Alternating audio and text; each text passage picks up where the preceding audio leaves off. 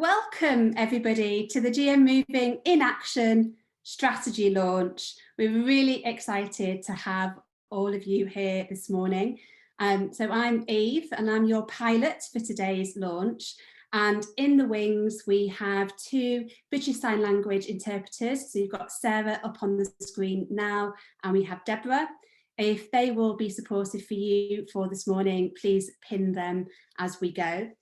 I'm also delighted that in the wings we have a visual storyteller, Steph, and you can find her too and pin her if that's helpful for you to be able to see the visuals as we go, and we'll make sure we spotlight along the way. So welcome to our launch. It's all very exciting. I'm sat here and slightly grey and drizzly skies in Manchester, but I promise there will be sun on the way. There may be some turbulence and a few bumps, but we're going to hold on to each other as we do, as we're used to doing in this Zoom world. So what's the plan? I'm going to share the agenda for the whole of today. Please do pop in and out over the course of today as and when you can. In terms of housekeeping, we are recording all these sessions, so we will share as well for you to watch when it's, well, you might want to watch back again because it's so good, or to watch at your convenience. So you've got the plan there for the whole of today. This morning, we're really starting with listening to a whole load of fantastic stories of people across Greater Manchester, sharing what moving, leading and learning looks like for them as part of the GM Moving movement for movement. Then we'll be connecting with each other in a fantastic platform, Wello, in the spirit of trialling and experimenting. And then this afternoon, we're really digging into the work of how. So lots to do. Please do share as we go along on social media, and let's help spread the conversation, create those waves and ripples across Greater Manchester and beyond. You can use the hashtag GM Moving in Action and the hashtag Keep Moving, so we can follow as we go. We will be using Menti so that you can participate. We've got some questions. The code is up on the screen now, and we'll keep popping it in chat as a reminder. Please do join in. And please do use chat. Please, this is an opportunity to connect with other people. There's over 400 of you who'll be joining over the course of today to chat with each other, connect with each other, share your reflections as we go, cheer our fantastic speakers on. Really looking forward to the day with you. So we can probably drop the agenda now, and just about the real reminder of the purpose of today, why we're here. So this is about launching our new strategy, GM Moving in Action for the next decade. And it really is about doing the work together, living and growing as a movement for change in Greater Manchester. And this is deliberately developmental, it's iterative. It's a story of the journey till now, the impact of COVID over the last 2 years, and then where we need to go next on our joint mission. There is a strategy, and people will share that, I'm sure, in the chat, a link through so you can see the document. But it's a reminder, this isn't just about those words on a page, it's about bringing them to life. And that's what all of you do in your work every day, both in your personal capacity and in your work capacity. There is a video we're going to see shortly, and there is lots of things on our new spanking shiny new website, which again is an evolution, it's in development, but hopefully you can start to see how we're trying to bring all of this to life through sharing our stories and thinking so far. Today obviously is the launch date, but it doesn't stop here. There'll be walks on Friday. Please join in, have a look at the GM Walking website, and again there's a link in your email and in the chat. And there's a whole series of workshops and learning events that are planned over the next few weeks and months. For example, there's a GM Moving co-production week, there's a big active conversation, there's next steps around our commitment to inclusion and the role of sport. And it's about bringing all of this to life, making it relevant to all of us and to all the people across Greater Manchester, rooting it in our communities, in our places, and making sure that it's locally led and it's enabled by all of us across the system, as we enable everyone to live an active life. Active lives for all, contributing to good lives for all in Greater Manchester. So after today, we'll be sharing the strategy. Obviously, it's with all of you today for you to input and to have a look and to take on board. And then it'll be going through a formal approval process with the GMCA and the Health and Social Care Partnership and our BCSE partners, taking it into rooms and going, okay, what does this mean for all of us in the roles that we play? So time to get stuck in.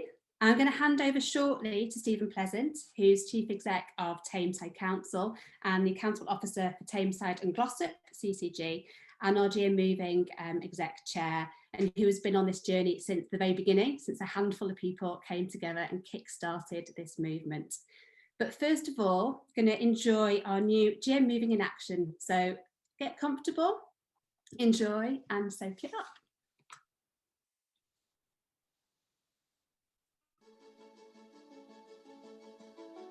GM Moving is our shared movement for movement, our collective call to enable active lives for all. So we can all move more together, whatever the weather, so we can all move our way, whatever the day. Designing moving in to our places and spaces and increasing the smiles and the sweat on our faces. Putting the joy back in the journey, encouraging play on the way. Making sports more inclusive, removing the barriers, making our facilities fit for purpose for all abilities. Ensuring nothing is done about us without us, and helping each other to move more each day. Throw a stick for the dog, try a slow jog, take a walk as you talk. Fly a kite, take a hike, ride a bike, scooter or trike. Cleaning, gardening, DIY, or find something new and give it a try. Together we can find a way to design moving into everyone's day. So get involved, join in. Share your stories on WhatsApp, Facebook, Snapchat, Instagram or Twitter. What's brought you joy? What's made you fitter? A photo, a post, at home, in the park, provides inspiration, creates a ripple and a spark. Write moving into your policy. Put it on the agenda. It's your business too, whatever you do. Moving helps us to take notice, to give and to learn. Happier, healthier and more connected. Moving brings more benefits than we ever expected. Wherever you live, work and play, there's a way to move a little more every day. We are all GM movers, movers and shakers. It's who we are and it's what we do.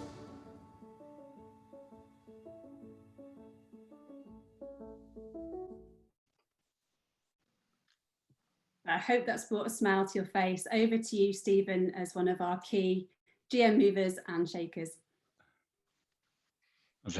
As ever, a brilliant introduction, Eve. Thank you very much. Eve has given me a 7-minute slot to just a few words of welcome. No pressure. So I should start by saying I love that video and poem. Thank you, Eve. I know that you had a hand in writing it, but I think I heard you narrate it as well, though. I think I heard your voice. It is a great way to start the day, actually. I was just reflecting that it reinforces 3 key messages for me about GM moving, which are worth just holding on to. Firstly, it says why GM moving matters. You know, when we started talking about GM moving, we talked about it in terms of physical activity, we talked about it in terms of health, but it's so much bigger than that in terms of the benefits it brings, and we should hold on to that. Much bigger contribution to our wider well-being, but the impacts it has on our ambitions for our conurbation, in terms of our environment and actually our future prosperity. It's right at the heart of everything that we do in our ambitions for our conurbation. I'm always reminded of a quote in the strategy: "We are designed to move, but our world has been organised to keep us still." And you know, that should be the thing that we rage against more than anything else. Secondly, for me, it captures what GM moving is all about. GM moving is not an organisation, it's not a programme of activity, it is essentially a movement. It's about collective action.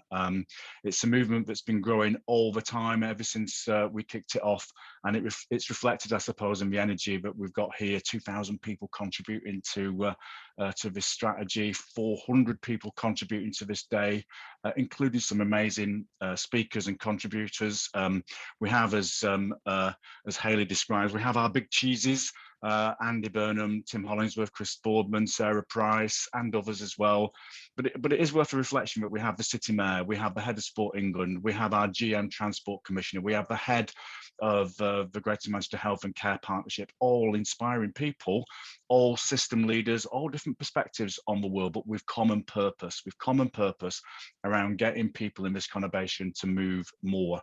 And that's absolutely brilliant. And the final thing for me, just in terms of that poem, it sets out the other thing, which is we are all GM moving. It is for all of us. It captures so brilliant in the video. We can all move in whatever way suits us. It's the centerpiece of our strategy, but underpinning that, it absolutely is exemplified in the stories you're going to hear later. A little bit of looking back. As Eve said, today is a milestone. I think we're 6 years old, something like that. We started small, but we've come a long way. I think we can point significantly looking back to our progress. I can remember at the start of all this, we had all the charts, you know, we used to go in every room bashing people over the head with rational reasons why we should be doing this, the progress we're making, the impact it's having, lots of work by lots of brilliant people, developing business cases, cost benefit analysis, lots of Anaraki meetings, talking through savings and the rest of it. And it's all there within the strategy. It's all there. We've done all the things that we needed to do pre-pandemic. We were closing the inactivity gap by about 2.5 times the national average. So that was brilliant. But I think the thing we've learned more than anything else in all of this journey is the stories. And we've built those stories up over many years. The richness of so many overwhelming stories of transformational change, personal stories, describing personal journeys. And that, for me, is the emotional attachment that you get from GM Moving. And that's our narrative, really. And that transcends any business case. And you'll hear more of that today. The pandemic has not been kind to us. It's hit us harder here than elsewhere. We saw that in the Manchester Uni report last week that some of you may have seen. But we are on the way back. We are on the way back, and we've seen it over the summer. Holiday activities for kids, our leisure centres opening. Just saying to Eve earlier on, we had about 300 people volunteering and running in our park runs in Tameside. Brilliant events like the Tour de Manche organised by volunteers a couple of weekends ago that had 600 people. So many amazing experiences that we can see, all of us, voluntary organisations, councils, leisure centres, clubs, events, all sorts of things taking place every weekend. We had an amazing weekend this weekend when we had Emma Raducanu inspiring a generation of girls and young women, I think. Our very own mayor completing the Great North Run. He was coy about his time on Twitter, so I think we should ask him this afternoon, if I'm honest with you, what he got to. And according to Hayley, we even had a black pudding throwing or lobbing competition this weekend as well in Bury. So much stuff going on. Big thank you to everybody, I should say, who's contributed, everybody who's shaped this this event and the preceding stuff that's gone on beforehand. 2,000 people engaged in the work, like I said. Very, very big thank you to the strategy group, the conference launch group, all the speakers today, GreaterSport team. Big thank you to Hayley and Eve, because they won't say that themselves, and all the other people in GreaterSport have done such amazing things to make this stuff happen. Sport England, I should say, big thank you to the exec group as well. So many people engaged and so much energy around this. So quickly, because I think I might be a minute over or something like that, looking forward, what's not to be optimistic about in this space, actually? Eve just described it as a rocket launch, and that's what this is, actually, a rocket launch with a big countdown. We've all got common purpose around this for our city region. We want this place to be the place designed to support.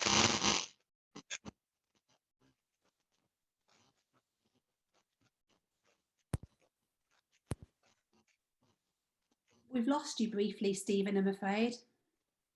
In that rocket launch, I think it was the sound of the fire roaring. It seems to have interfered briefly. Oh, Major Tom, come back. I promise you I didn't mute you, but we might try again and see. No, no, definitely the fires are roaring.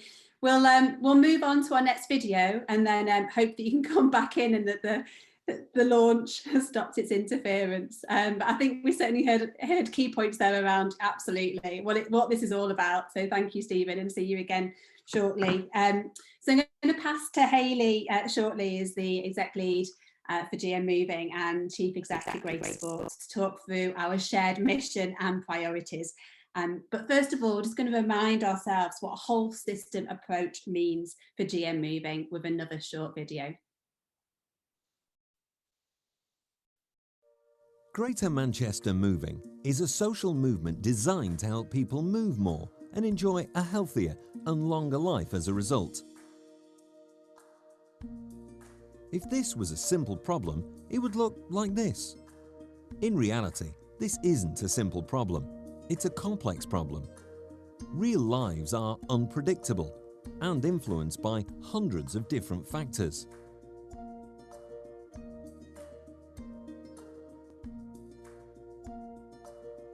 We may feel we have personal choice, but it is very much defined by the world around us. We are tied into a system of influences that expands throughout our friends, family, our workplace, any community groups we are part of, local government, national government, and even our culture. In a complex system, if one thing changes, everything else changes in response. For example, government policy directly affects us all, but it also shifts when enough of us want it to. Constant change means that something that worked well in Didsbury last year might not work in Glodick, or even again in Didsbury, today. To transform a system this big, unpredictable, and messy, where do we even start? This is what we ask ourselves every day at GM Moving. And our answer is everywhere. For a solution to work locally, we need a deep understanding of that area's unique strengths and what can be done. Right here, right now, to get people moving.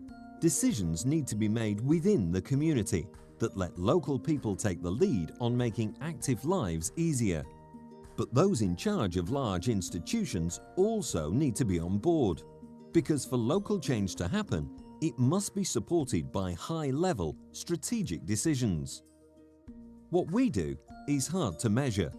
Rather than how small parts of the system are causing people to change, we want to know how the system is changing as a whole. Every day, Greater Manchester Moving advocates are working with town planners, large employers, and small community groups. Our role is to spark meaningful conversations in lots of places at once, to gently and slowly influence and recruit people at every level to use their own creativity and initiative to transform things for the better. To follow what works, wherever it leads. To share the excitement when something goes right, as well as support people to learn and try again when things go wrong. It will take patience and it will take time. But we believe that by doing things differently and accepting complexity, we can create changes that get real people moving in the real world. We believe in the power of Greater Manchester's people to make positive system change happen. That together we can design moving back into life. If you believe it too and you want to be part of it, visit www.gmmoving.co.uk today.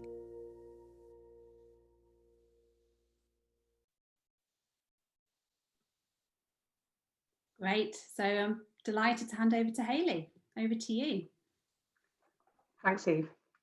So during the GM Movie for Recovery event earlier this year, Yvonne Harrison, who's the previous Chief Exec of GreaterSport and the original convener of the system around this agenda in 2015, reflected on how the nature of the conversation had changed since then. Even since I joined in 2017, I can see how it's grown in scale, breadth, depth and diversity of voice. When we started the work to refresh this strategy back in January, we were in lockdown again. It felt important to ensure that the process of engaging and shaping this strategy served multiple purposes. Firstly, to set a clear vision for the long-term future that was also rooted in the here and now. Secondly, to be sure that the process of engaging and writing the strategy also served to grow the networks and webs of relationships and the diversity of voices. And thirdly, to ensure that the journey wasn't just about writing a document, that it stimulated and served the work here and now. And I've checked back in on these three aims with colleagues continuously over the last 9 months, and I'm grateful to everyone who has made sure that they have been delivered. The strategy, the website, the priorities and plans, the poem, the films, and the public campaign we'll launch today have all been shaped and informed by thousands of stories of change, of hope, of joy, and of frustration that have been shared and heard. We have listened to over 2,000 people in conversations, organised engagement events, on social media, and in the day-to-day work.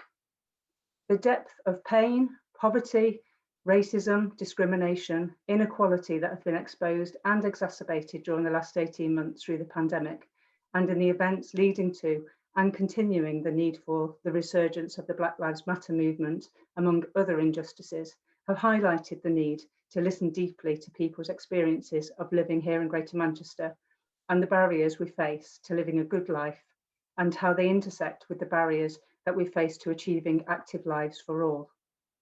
Together, we have tried to ensure that the full diversity of experiences and perspectives have been heard as part of the process to help shape a plan with roots in all communities and places across Greater Manchester that reflects the realities of people's daily lives. Conversations have spanned the role of moving in COVID recovery, in an inclusive economy, a sustainable future, a healthier, cleaner place to live and work. Those with a focus on the role of sport in our whole system approach and the need for pivot to wellbeing with our community leisure and infrastructure, and the need for proper integration of the VCSE, health, care, physical activity, sport and other sectors at every neighbourhood level. They have spanned the whole life course, each of our 10 localities and many, many neighbourhoods. Throughout this, equality and inclusion have been prominent, and we've also held dedicated and honest discussions about how to deliver on our shared commitments to race equality, the inclusion of disabled people and people living with long-term conditions, removing the barriers faced by women, girls, the LGBTQI+ community and people living in poverty. All of this has ensured that rich insight and a clear vision for the future we want to create. It has taught us more about why moving matters to people and their work, about their hopes for the next 10 years, and about the practical steps we can take to get there together. Not shying away from the honest conversations about what has stopped us achieving all of this before. We have learned so much in the COVID response and the ways of working that have helped and hindered this. We have heard consistent messages that our values, our ways of working, that have helped our relationships and behaviours that are fundamental to success. These personal and professional stories, alongside the data, evidence and insight, have helped to paint a picture of what matters to people and organisations and provided the foundations for this strategy and our collective mission for the next 10 years. So this GM Moving in Action plan does not belong to any one organisation or person, it's all of ours. We wrote it together. Nothing about us without us is our mantra, and I'm really proud of how we have taken better steps forward to live that out in practice this time round. Active Lives for All sets out our mission, priorities and the catalysts that will accelerate change. It sets out the ways of working that matter and the outcomes we are striving for. Our shared priorities are people, families and communities, inclusive participation and access, active places, whole system integration and culture change. If together we can deliver on these over the next 10 years and the detailed implementations plans that we are shaping together now, we will not only recover the ground that we have lost during COVID, but we will build back fairer with active lives for all.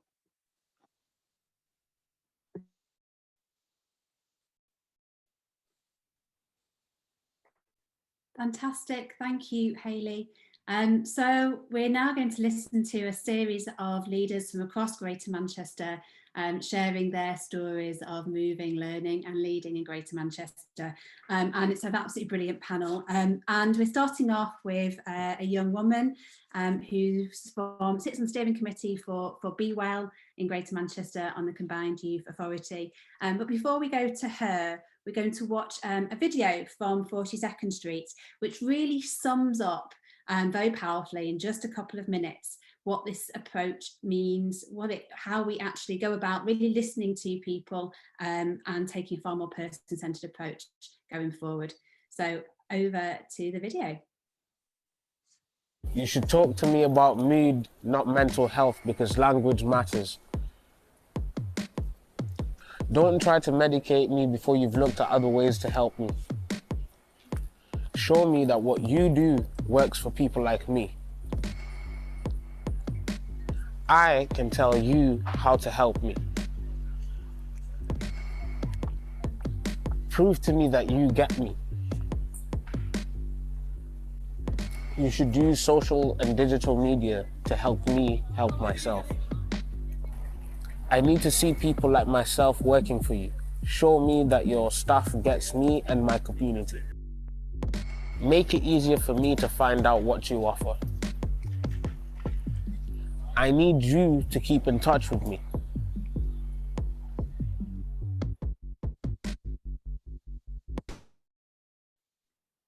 I mean, to be honest, I think that video in 1 minute says it all. It's absolutely fantastic. So to Meera now, who's going to help bring to life what it means and what Be Well is. So Be Well is our new Greater Manchester programme supporting the well-being of young people in our schools and communities. So over to you, Meera. Thank you. Yeah, I'm Meera and I'm a youth activist from Greater Manchester, and most recently I have been working on Be Well, and I'm just going to talk about how the idea of like being active and physical activity has been a really key moment in our conversations with young people. So starting off, when I'm talking about GM Moving, personally, when we have conversations about well-being and mental health, young people are usually taught about it under the pretense of it being like intertwined with your physical health and your physical well-being. And it's always sort of that you look after your mental health as you would look after your physical health. And I think that's a really key aspect of the whole movement, and that they're both of equal importance. Personally, I think being active is incredible. I'm a dancer, or at least I used to dance, and it was a really big creative outlet for me, especially when I had exams or things were really stressful. It was a time for me to go outside, go out and meet other people. And I think that's something that we've really found throughout the work that we've been doing on Be Well, is that young people really appreciate being active, but also what it brings to them. It allows for a community to be formed, to be with other people, and just gives them something to do and not just be sitting inside all the time. And then again, another thing that's sort of really come up throughout the project has been the importance of not only being outside, but the importance for there being green spaces, safe, well-lit parks for young people to have the opportunity to go to in their local area. And I think that's something I think a lot of us found surprising as it came up so frequently. And then specifically throughout the project and all the young people that we spoke to, people want to be outside. It's not a case that it's something that they're not told about. They associate their well-being and looking after themselves with going outside, going for a walk, being active, being with other people, being with their friends. And I think in the current climate as well, that's been something that we've really seen. Going out for a walk, being with your friends has been the only way that you've been able to communicate and socialize. And I think finally, what we've realized is that we need to create different conditions, because a lot of young people, they do want to be active, but I think there's a lot of times where the opportunities aren't available to them. For example, I stopped dancing because there were too many external pressures. So I felt that I couldn't keep up with like the rigorous training or the exams and the performances. And I know that the school environment that I was personally in, it sort of, I think the way that we were talked about like being healthy and going to the gym might not have been in the most healthy way. And I think especially a lot of outside pressures in social media in our generation with young people. There's a way, people think that there's a way that they should look, or that they're being active in the wrong sorts of ways. And I think that more like better expectations, and I think we need to have sort of a better conversation created, whether that's from our teachers, parents, friends, and just wider society in general. So I think, yeah, there need to be better conditions to support active lifestyles for all young people across Greater Manchester. And that's what we've found so far. Thank you. Thank you, Meera. That really reflects so much of what we've heard over the last year and time before that. That importance of access to safe, quality, green and blue and open space has come up over and over again for people across the whole sort of life course. So, and I think you've really summed up then again the commitments that people hopefully will see in the strategy, and that we'll then see in life as we put all of this into practice. So our first commitment that we've come to as a movement is really to work with and meet the needs of Greater Manchester people, families and communities in all their diversity, to enable everyone to live an active life, and recognising that really is about understanding the realities of people's lives, like you just described, those pressures that people feel, the barriers that get in the way, and how we create the conditions as a whole system to enable everyone to move a little bit every day in a way that works for them. And we heard quite a lot about some of the challenges people experience of their first experiences maybe of sport and physical activity in school, and how that can sometimes put people off, and how we make it a part of everyday life for everyone. And in terms of children and young people, the commitment is to help people to lead active lives and to move every day with greater choice, say and independence.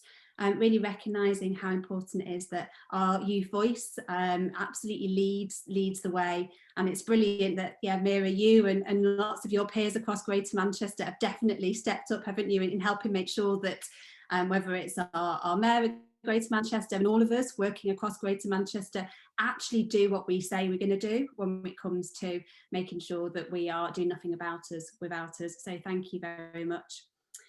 So as well as children and young people, our commitment obviously is to adults and older adults, and to create the conditions to enable active lives for all adults in Greater Manchester, and really recognise the importance of inclusive access and participation in sports, leisure, exercise, active travel, active workplaces, and as active citizens in all senses of the word, in the way that we contribute to civic life in our neighbourhoods and our communities.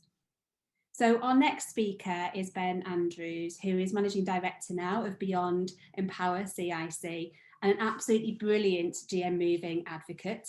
You may have noticed him as a star in the video at the beginning, and he does come up as a regular star across GM and in all our work. So on the theme of active adults, I'm going to hand over to you, Ben. Oh, thanks for that kind introduction, Eve. When I was asked to prepare for this, I was asked to think about what inclusion of disabled people and people with long-term conditions means for me. And I've spent a lot of time thinking about this. I've been working in this sort of space for the last 12 years. And I think in its simplest form, it means that a person can go and access what they want, where and how they want it, within what's currently available, and sometimes what beyond that. And they're not dependent on looking out for special disabled friendly or accessible signs to provide assurance that they're able to access it, but they have the confidence to access, knowing that their needs will have been considered. And it means that in Greater Manchester, disabled people are acknowledged as part of the mainstream market and audience as customers and not someone else's responsibility. That consideration of their needs, wants and desires are embedded as part of our day-to-day workings. It doesn't require an additional conversation because we're already having it. And working in this way offers great opportunity and potential in Greater Manchester. It means organisations will increase footfall and memberships for activities from a large untapped market with some serious spending power. We'll have statutory spend better utilised with more people able to access our local provision in spaces. It means we reduce avoidable demand on our health and social care system by opening up more community-based offers to disabled people and people with long-term conditions. And as a consequence, it means our communities will be more diverse, aware and understanding of difference, supporting cohesion and integration. But above all, working in this way, in a more inclusive way, is just simply the right thing to do. We should all have the opportunity to move and lead healthy and active lives. And we're already seeing great examples of where this stuff is going on in Greater Manchester. And now it's about looking at how we learn from these examples and from one another, create a safe space where we're not worried about saying the wrong thing or sharing our concerns and difficulties, and spread the good to where it's needed. And I'm proud to say that over the last 12 months, there's been a collective coming together of both disabled and non-disabled people, mainstream and more specialist organisations to dedicate to making this happen in Greater Manchester. And by coming together in a space where we can have frank and honest conversations, we've been able to discuss and explore the barriers disabled people are experiencing to moving more. And a conversation that we hear less of, the barriers that the sector face in implementing some of the good work to reduce the barriers that disabled people face. And so with that as a collective, we've developed a GM Moving commitment to inclusion for people with disabled people and people with long-term conditions to support the sector to reduce the barriers currently experienced. And this commitment is in a really simple and accessible format. It breaks down the barriers that disabled people and people with long-term conditions currently experience while acknowledging the barriers that the sector face, and provide some real good practice from a local, national and regional level that people can implement to reduce these barriers. Now, this isn't going to be a stagnant document with the ability to add to as we learn and things develop, and it's very much just to start the conversation, but it is a start and will provide us with something we can all work on and towards together. So there'll be much more on a commitment to come, but for now, I'll pass you back over to Eve. Brilliant. Thank you, Ben. It's always a pleasure to work with you, and I know that you did some great work with us during the last 18 months in particular as well to help ensure that people could stay active at homes, for example, and address some of the barriers there. So still on the theme of active adults and widening access and opportunity and equality to an active life. Our next speaker is Councillor Nyla Sharif, a councillor in Tameside and another GM mover and shaker. And you'll see the star of our new Keep Moving campaign, which we're going to see later. So she's going to share her experience of what helps keep people moving in GM and enables people to move in a way that works for them wherever they are. So over to you. Good morning and thank you so much, Eve. For me, being a part of a Greater Manchester Keep Moving is a message to giving it to the individuals, to the community and to the nation as well. For being active, it does not mean that I have to go to the gym because I've never been that kind of a person. For me, it was walking around neighborhood, walking to the local shops, and also planning a long walks on the weekend. So I've been working as a volunteer in Tameside from last 15 years with different organizations and especially with the BAME community. I have seen that the approach which we have applied for other communities does not work with the other different communities as well.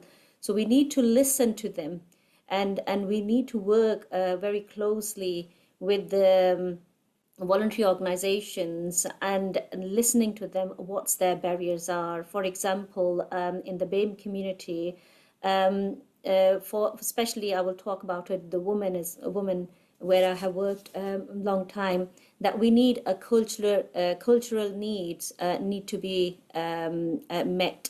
That is going to be a different approach. We need to increase their knowledge. We need to increase their different experiences. For example, if I mention about different trips going together, is increasing their knowledge and also increasing their experiences and confidence as well. Any kind of experience, if we can give it to them, is going to help them building that confidence and going for that long-term, they can take that long-term initiative as well. So group setting is quite good. The women can't go outside. They're single in going for walk because of the racial abuse, maybe the crimes in the street as well. So these groups are giving them confidence to go ahead. We also need to look around.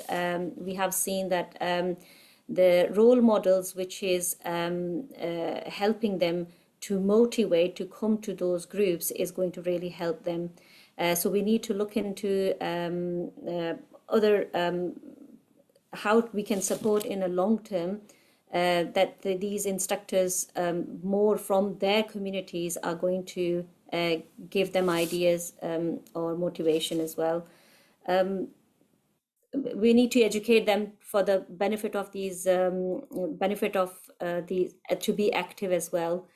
Working with the communities in involving them and asking them what their needs are, what they want to see as well, is going to help them, especially after the COVID. I think it's we're not going back to the normal, we're going back to the new normal, I think.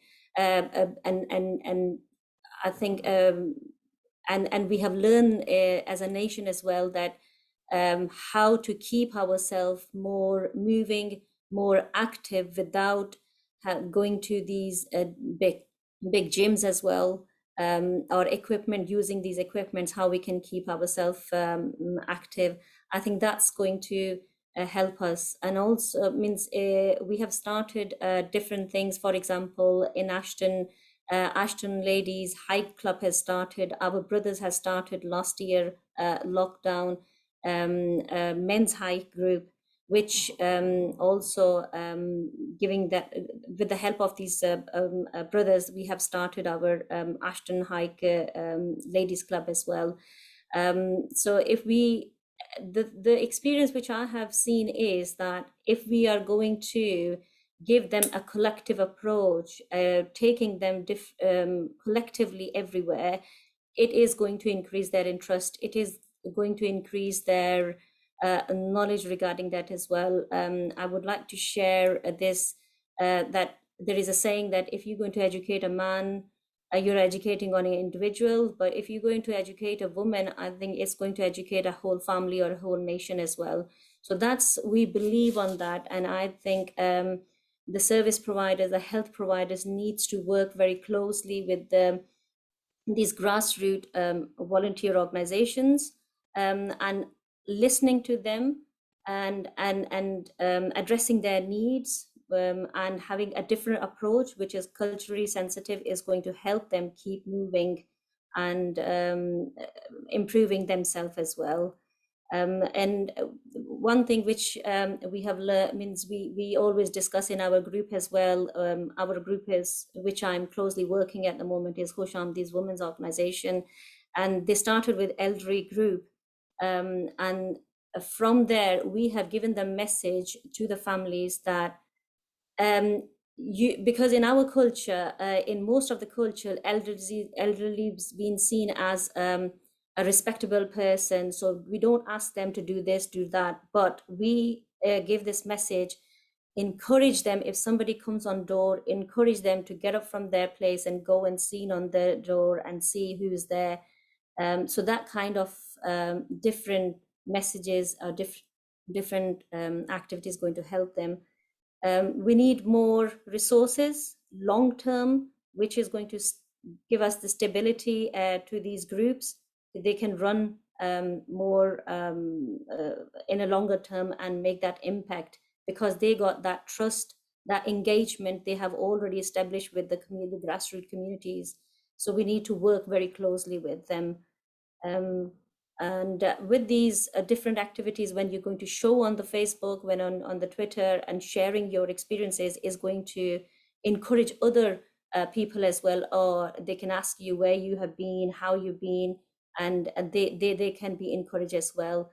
With my advertisement on the Facebook, encouragement, which, because I was not very social media person before, but now I'm trying to share my experience or my organizations or other people's experiences, which encourage people that, yeah, we would like to go ahead with that, and they would like to involve different things.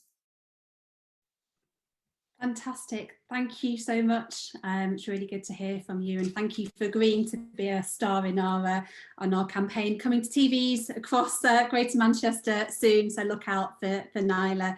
And you'll hear that walking has been a key theme across the piece. We've heard repeatedly from people that being able to walk locally has been really important to them over the last 2 years, and that's something that people want to continue to be able to do. And I've seen comments in the chat with Dan's sharing some opportunities to join in with GM Walks.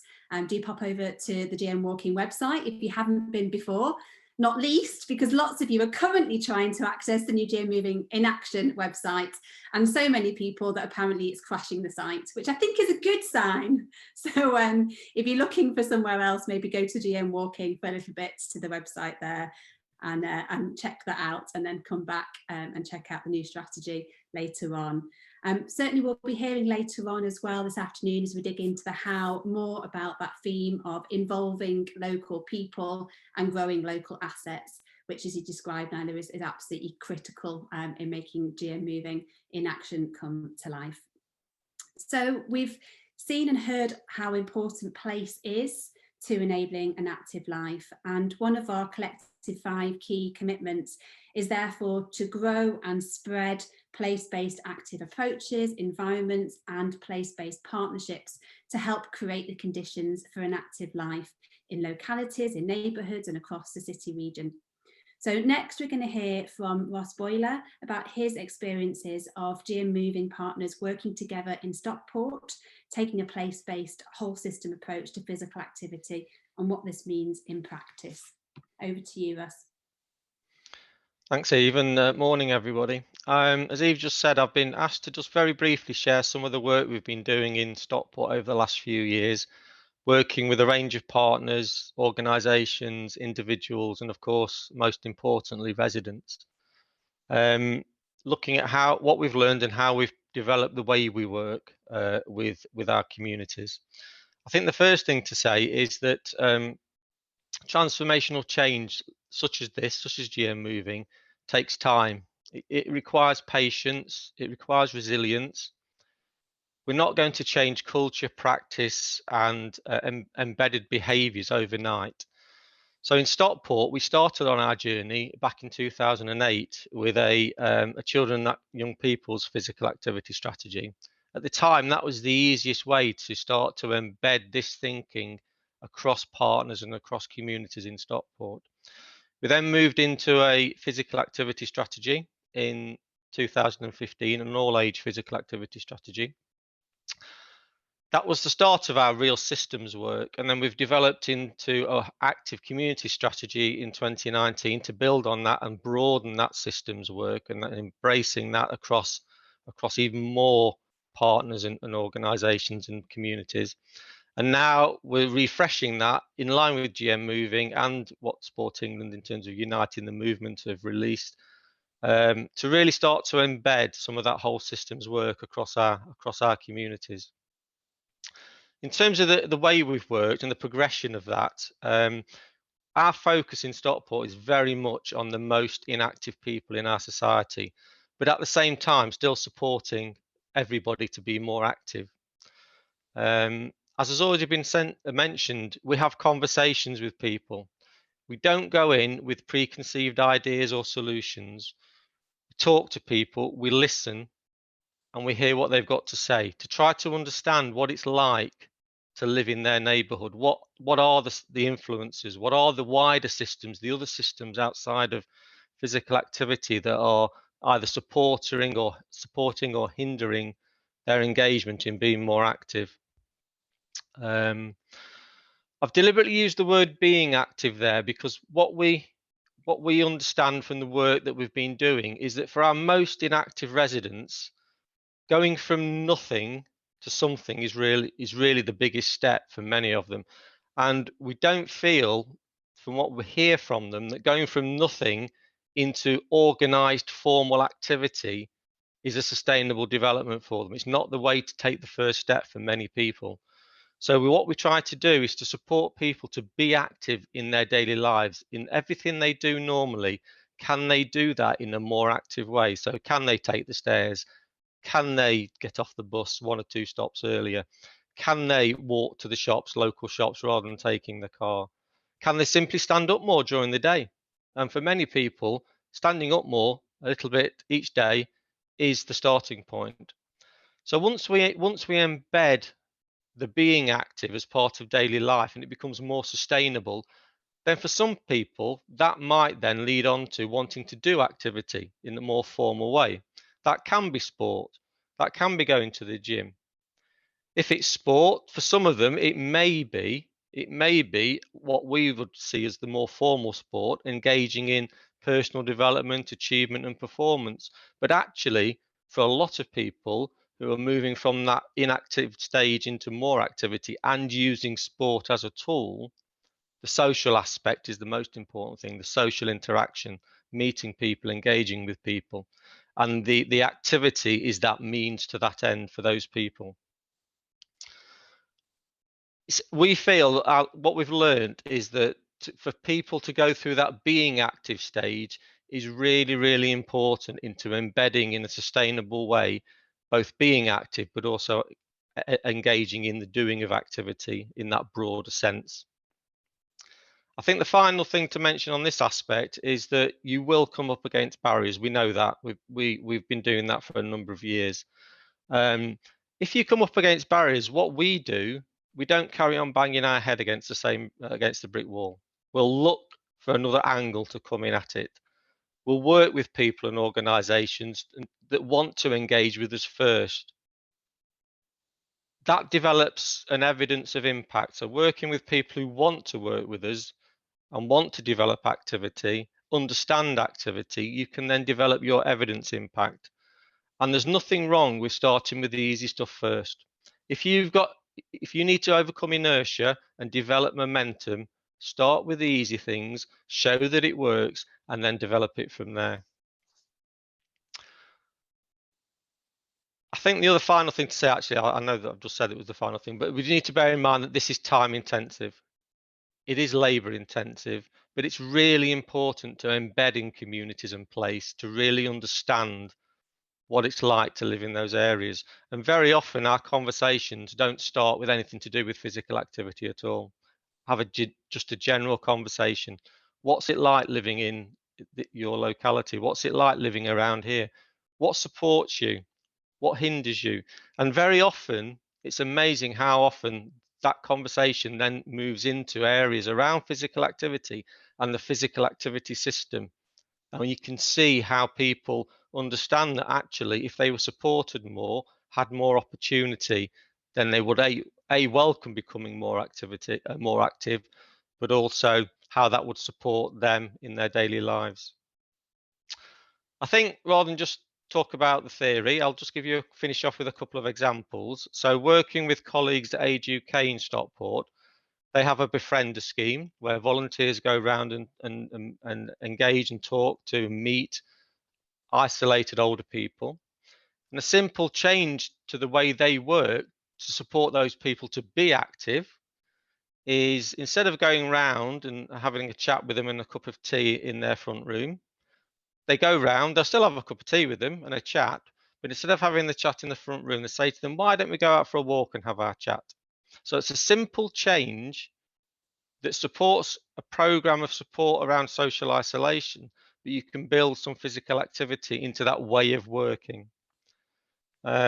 Another example would be working with colleagues at the Seashell Trusts who support families with children with additional needs, talking to those families, understanding the challenges they face. And what we've learned from that is that families tell us actually they just want to be more active as a family. Going to activities and going to holiday camps and the respite care is very important. But actually, on a daily basis, they just want to be more active as a family. They want to get up one morning, feel like they want to go for a walk or a bike ride or even go for a swim, knowing that the physical infrastructure in Stockport and more widely across GM will support them to do that. We'll have accessible trails, accessible cycle routes. We'll have those safe spaces for them. They'll have access to very expensive equipment like wheelchairs or specialist bicycles. And they engage with providers who understand the challenges that they're facing, understand what it's like to take an autistic child swimming, and understanding that you can't have inclusive swimming timetabled purely at a particular day in an afternoon in the week, because the child, the family may not be in a position or in a place to be able to access that swimming.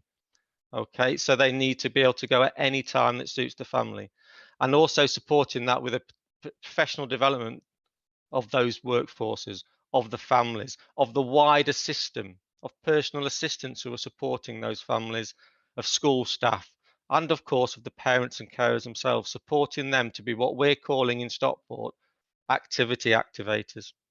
I'm getting all the signals that my time's up, so with that I'll leave it there and hand back to Eve. Thank you, Russ, and some fantastic examples there. And again, that real focus on the power of listening and of starting small.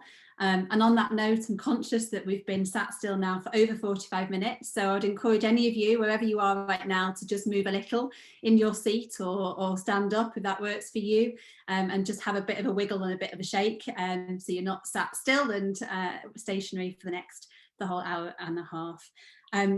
Lots there around the importance of place. I see lots of comments around the importance of infrastructure, which certainly we're going to dig into over the next few weeks and has been really important. We've really heard how important it is that to design places and spaces and activities with people, again, putting that mantra that we keep referring to, nothing about us without us, in practice, and really creating that culture that you described there, Russ, as moving as a norm, whoever you are, whatever the day, whatever the weather, whatever the time of day, how we make it accessible for people, recognising, just as you described, the realities of people's lives mean you might not be able to get to that one session, that one that's set once a day, once a day or once a week, that might not work for you. So how do we embed it into everything we do? And this really relies on strong local partnerships, community voice, people power and diverse networks. So a key commitment in the strategy is to involve and work with older adults in GM to celebrate an active life in older age in a way that's really age positive and inclusive, and it dismantles those systemic ageism and creates and embeds age-friendly language, structures, spaces, places and activities in this real wish to create a cultural shift. So I'm delighted to hand over to Elaine in a minute to share her view on why this matters and some stories of change. Elaine is a phenomenal advocate for an active life and a more age-friendly Greater Manchester. I've known her in various different guises. She pops up making change happen at both a hyper-local level in Whalley Range and Chorlton across Manchester, and in her role as chair of the Greater Manchester Older People's Network. So over to you, Elaine. Good morning, and thank you very much for that kind introduction. It is indeed a pleasure to be here today and to thank you for inviting me to speak a few words at the Greater Manchester Moving in Action strategy.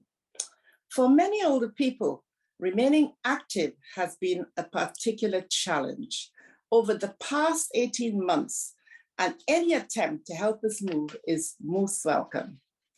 This chimes in well with the 5 recovery priorities of the Older People's Board set out earlier this year, recognizing that if older people are to benefit from and contribute to age-friendly Manchester recovery from this pandemic, there are key considerations that need to be taken into account.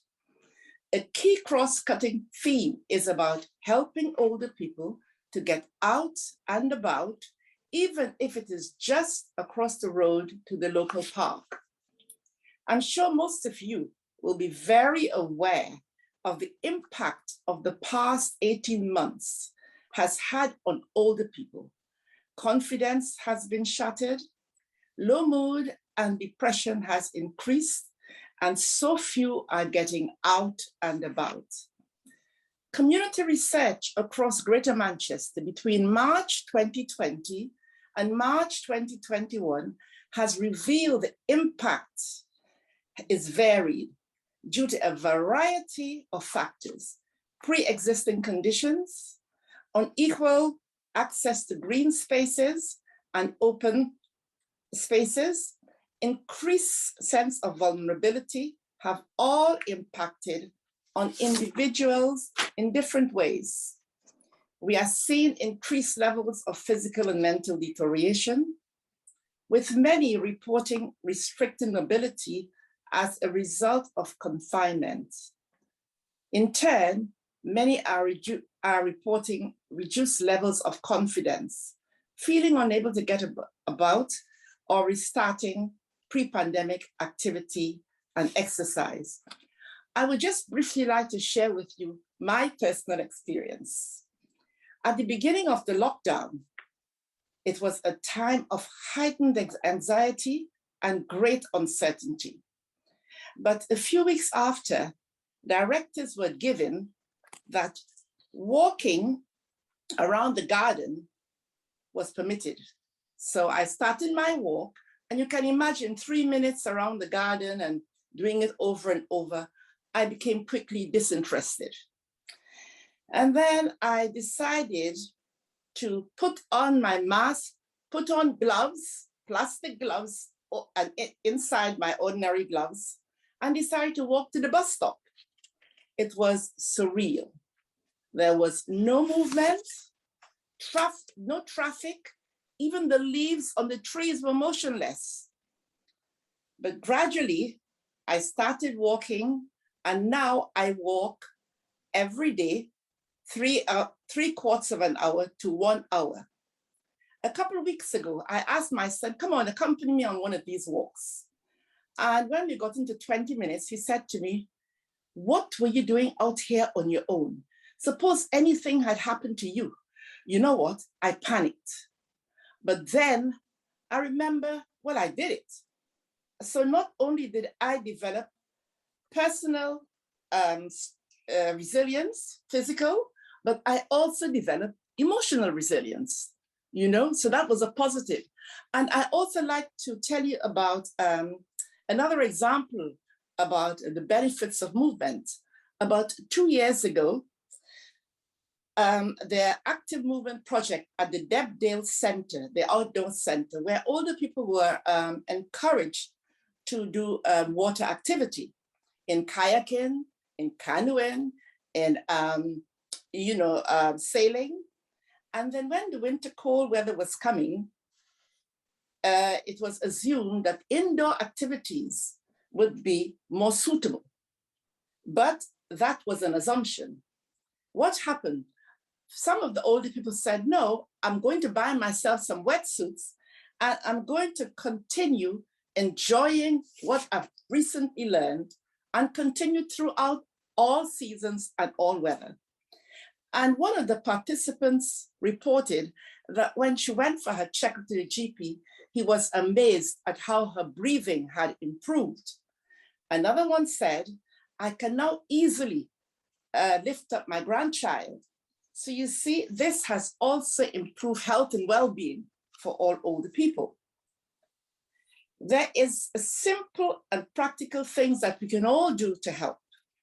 Age-friendly benches, for example, have proven to help more older people to get out and about in Wally Range. The benches themselves are designed for access.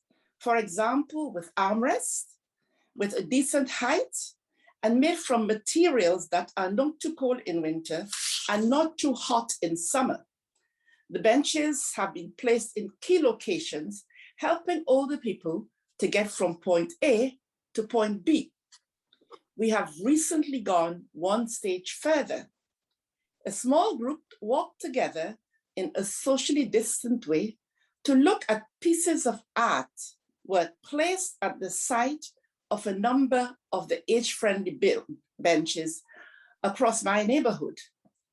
The artwork was created via a series of Zoom sessions with lots of older people being engaged and contributing to the creative process.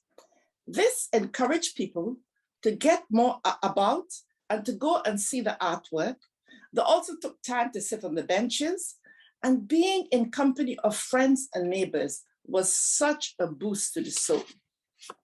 Work is also on the way across parks and libraries, with many developing age-friendly standards and directly involving older people in their plans, developing a better understanding of what will attract older people back into these spaces now. Some neighborhoods are developing navigation plans, looking at how best to support local older people journey from their home to key local assets and places that are important to them. One day soon, I look forward to returning to face-to-face meetings. But rest assured, it is not just about the meeting for me and others.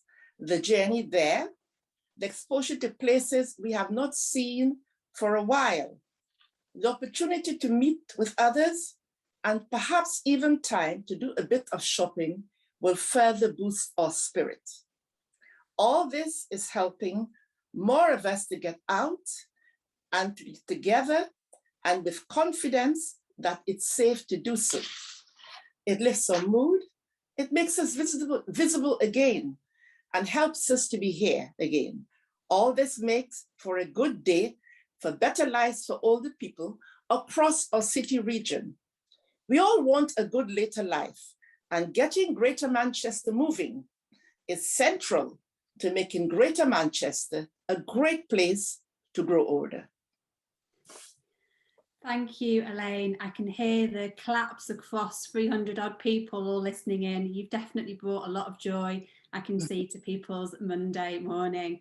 And it certainly brought a lot of joy to my morning last week when I got to join you on a walk. And I look forward to our walk at 7 o'clock tomorrow morning and making it a weekly occurrence, because it certainly was good for me and lifted my spirits. And I can tell everybody that, you know, those are just a couple of examples there that Elaine gave. And just on our walk, there were so many of these stories, honestly, rich stories of the benefits that moving brings to people in Greater Manchester. Absolutely phenomenal.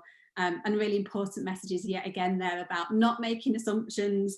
You know, you put a wetsuit on, whatever the weather, it's okay. And the joy and the vibrancy and the life that comes from that. And again, about this idea of really reclaiming our streets and our spaces as spaces that are safe for us to get out and walk and enjoy and connect. So thank you, really, really inspiring. So next, in a moment, we're going to hear from Sarah Price, who's Chief Officer of the Greater Manchester Health and Social Care Partnership.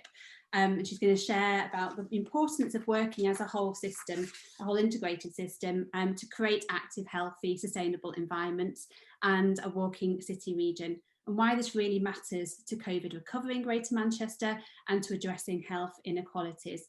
But before we go to Sarah, we're going to hear about the GM Walking Ambition work in a fantastic animation.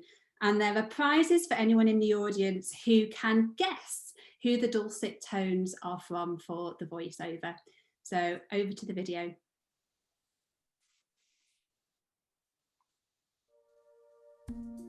Increasing physical activity is great for both physical and mental health.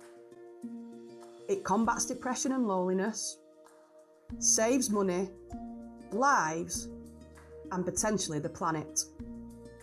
Greater Manchester Walking Ambition has been developed to enable the greatest number of people possible to walk routinely, for pleasure, for travel, for themselves and for the environment. Because when it comes to getting people to move more in Greater Manchester, walking may be the best way to get there. Walking is a popular activity and can be made inclusive and accessible for everyone to enjoy. It's sociable, safe, and relaxing. It's not expensive and doesn't take much to get started. As human beings, we all want to feel the air on our faces, the wind in our hair, the sense of freedom that walking can bring. When you plan how to get from A to B, or just what to do with a bit of free time, there's lots of influences on your decision to walk or not to walk. Some might seem completely unrelated, but are important in the moment. Some are beyond our control. But most of these influences can be influenced if decision makers at every level consider making walking safer, easier, and more fun as part of their role. With any complex problem, it's hard to know where to start, and one group of people working in one area probably isn't enough to make a measurable difference. They say that a journey of 1,000 miles starts with a single step. But to tip the balance in favour of walking, we need lots of people in lots of different areas to take a lot of small steps together. Whether strolling, pushing, wheeling or roaming, it all matters. We're already having some success through our apps and social media, through Walking Champions, the Greater Manchester Way campaign and the GM Daily Mile toolkits.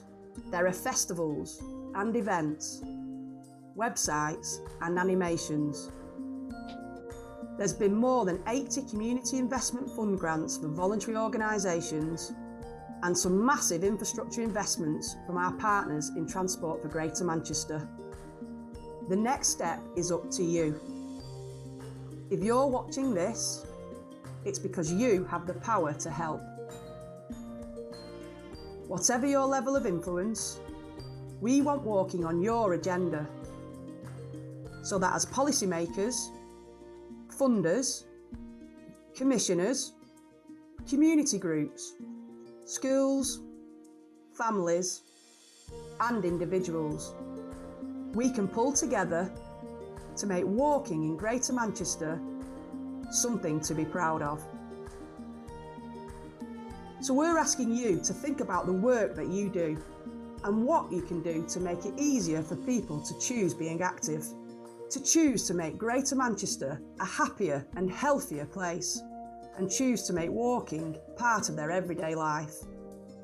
If you'd like to find out more or to get more involved, please visit www.gmwalking.co.uk today.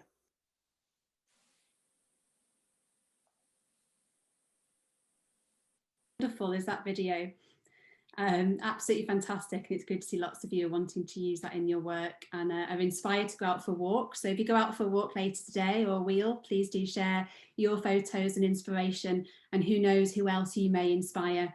Just as it says, we all have the power to help make a difference and make this a fantastic city region.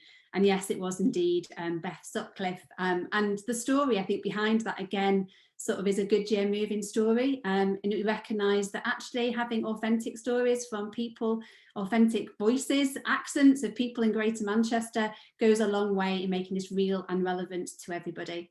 So I'm delighted to hand over now to Sarah Price. Over to you. Thanks, Eve, and what a great video it is. And I have to say, Beth's distinctive voice shone out there, and her enthusiasm as well. And sadly, I think over the last year and a half or so, as we've been in lockdown and dealing with the pandemic, we've really seen health inequalities grow, and we were really doing well before the pandemic in getting people moving more. But that journey, we have to get back on that road, don't we? And the way that we're going to do that is by continuing the fantastic work that everybody's been talking about this morning, about how we can work together at all sorts of levels. It's a whole system approach, and that's key, really. Working together in our neighbourhoods, in our districts, and across the whole city region. And I think what we've learnt by working at all these different levels is that you can target resource in the right places. So you can give it to those people who really need it to get moving, to do things differently, to overcome some of the barriers that they face, at the same time as offering that universal opportunity to everybody. So some of the work that was discussed earlier, I think, really showed how that balance between the two gives you that, what Sir Michael Marmot, who is our guru on reducing health inequalities, would say is a proportionate universal approach. And it's really key to making a difference to our communities. And a real example of this, through the walking ambition, some of the things we saw in the video, but there are a group of people in Oldham who've come together through lots of different small groups, working together to become the Milltown to Mountains group. Fantastic title. And that's 19 Oldham women of Pakistani and Bangladeshi origin. They started walking in the local urban parks. They progressed through to longer and more challenging walks in the Peak District, and then they reached the summit of Snowdon last month. Isn't that unbelievable? And I've seen the pictures, and it's great. They're at the top of a mountain, and it just shows you, both illustratively and in reality, what can be achieved with very small amounts of support in the right kind of way at the right kind of level. So that started with a very small grant given out through the walking programme, but what a huge achievement. And creating that environment near home, at work, in your day-to-day life, those active spaces, making it the easy choice for people is how we're going to overcome some of those barriers. And we've had lots of examples this morning of that. I think Russ was talking about some of the work in Stockport that took this very approach. And that pivot to well-being in our community leisure networks, understanding that not everybody feels comfortable walking into a gym, understanding that people think, oh, perhaps that's not for me, but creating the opportunities for people, breaking down those barriers and making it possible for people to participate. And I suppose in healthcare, we're particularly worried about recovery because we've got so many people who have been isolating, not able to move as much as they would have done. A fantastic example Elaine gave of how she challenged herself and started walking and making sure that lots of people have become very deconditioned or physically frailer as a result of waiting at home for things to open up. And we've now got really long waiting lists in hospitals for treatment. We've got people who deteriorated in their long-term conditions because they haven't come forward. Really important that we get back on track and support those people to cope well while they're waiting. So movement is absolutely key to all of that, building back momentum, making sure that people are able to maintain their physical health while waiting for those longer term treatments. So making sure that we've got that integration in our neighbourhoods, across our districts, and at Greater Manchester level, I think will allow us to get back on track and really continue to make real history in our city region. Thanks, Eve. Fantastic, thank you, Sarah, and thank you for continuing to be such a great GM Moving advocate in everything you do and all the spaces you're in. So we've heard a lot about why GM Moving really matters and people's key commitments and priorities for the next year and the next 10 years, and a bit about the importance of how we work. We've heard some things there about the importance of listening and not making assumptions and working with each other and with people in communities, and our approach to creating behaviour change, system change and culture change. So we're going to hand over to Hayley again now to talk a bit more about how we learn and lead and do this work together, which then we'll be going into more depth this afternoon. So over to you, Hayley. Thanks, Eve. And thanks, it's been great to take a life course approach and look at the approach to place in this morning session so far. I'm really conscious that in an hour or just over an hour, we can't cover absolutely everything that's in the strategy and all the priorities within there. So hopefully we've just kind of scratched the surface there. Particularly haven't been able to cover this morning like early years and children. We haven't covered LGBTQI+ barriers in detail, to your point, Richard, or women and girls and many, many other areas. But I hope we've designed a morning that has covered in all of the videos and all of the stuff that we've shared, a real diversity of perspectives and experiences, and there's so much more to do. So we've shared the what, the mission and priorities for GM Moving in Action. This afternoon we are going to focus more on the how. Do stick around afterwards for the breakout session this morning though. We've looked at how strategic leadership, or we'll be looking at how strategic leadership and collective leadership makes change happen. And later on this afternoon, how involving local people and growing assets is fundamental to success. GM Moving in Action is enabled by catalysts that will accelerate the pace of change and a set of principles and ways of working that we need to hold on to as we work, lead and learn. We will explore all of this afternoon with some great panellists in the two sessions with the Greater Manchester Mayor and the Chief Exec of Sport England, and we'll hear from the GM Moving evaluation partners as they help us to understand what makes change happen in this whole system approach. One thing I wanted to remind us of specifically, though, so that we can each take it away, is that we can help to shift all of the influences on active lives. Each of us as individuals can do that. So we use this model a lot, this onion diagram that's just on the next slide. And it underpins all of our work in GM Moving. And we all have a role in every layer of this diagram, whether we realise it or not. Now, we're pretty familiar with behaviour change approaches, focused on individual capabilities, motivations and opportunities, and we're getting a lot better at that. We have learned quite a lot about the role of social networks, communities and organisations like schools, workplaces, charities and clubs, and what role they can all play and what that takes. There are some big challenges in creating the spaces and places that enable active lives for all, but we are starting to make progress. The areas I'd like us to leave here thinking about, though, in our role in today as individuals are the policy, system and culture change layers. Now, you might not think that you have a role to play in these, but we all do. So as activists and leaders, we can be clearer about the policies, the laws and legislation and rules that would create better conditions for active lives for all. And culture change is within all of our capabilities, because if we shift our language, the imagery we use, the narratives we share and amplify, we can all consider a hierarchy of values and our individual, organisation and system-wide beliefs and mindsets.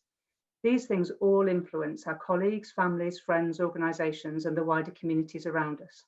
Some of the greatest changes can come from shifts that don't cost anything, our mindsets and words, and how we use them to influence positive change in cultural norms. So there is one easy way that every single one of us can contribute to GM Moving Action and Active Lives for All. There are lots more, and throughout today you can keep contributing your thoughts on Twitter and in the Menti. If you're not able to return this afternoon, my ask of you is that you go away and think about your personal, team and organisational role in this movement. Write it down, share it, describe it. Join in and let's keep shining a light on all the great work that people are doing to contribute to this every day. I'm just going to hand back to Stephen now, and hopefully he's come back from being blasted into outer space so that he can finish the morning with some final reflections. Thank you. Looks like I made it back from the moon, so that's okay. Apologies for getting cut off. Yes, a few reflections from me, and we're all on time, so that's really good. How brilliant was that, actually, first thing. What a great way to spend a Monday morning. Big thank you to all our contributors. We should be incredibly optimistic, shouldn't we, for the future? We're so energized, we crashed the website. That's brilliant. Quickly.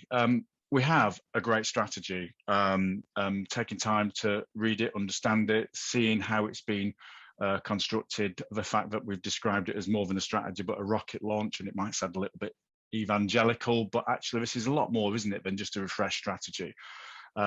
This is about supporting the next stage of our journey. It's our resource pack, it's our development framework, in the way that Hayley's just described it. It's our call for action.